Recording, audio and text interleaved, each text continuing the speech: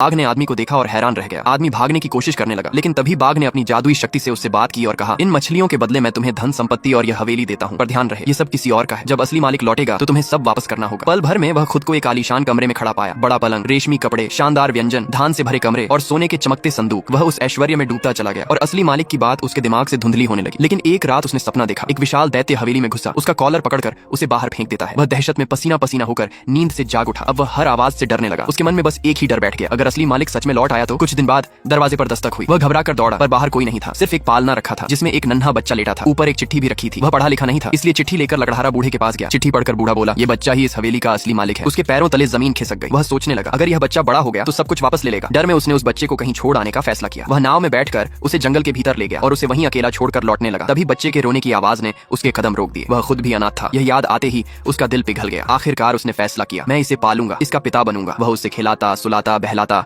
खुद भूखा रहकर भी उसे खाना देता। समय बीतता गया और वह धन दौलत का डर भूल गया। अब उसने समझ लिया, असली खुशियां सोने चांदी में नहीं, इस बच्चे की मुस्कान में है। बच्चा बड़ा हुआ और आदमी को ही अपना पिता मानने लगा। जब सच जानने का समय आया, बच्चे ने उससे कुछ भी वापस लेने से इनकार कर दिया और उसे हमेशा हवेली में रहने दिया। इस तरह उस आदमी की जिंदगी में सच्ची खुशी लौट आई।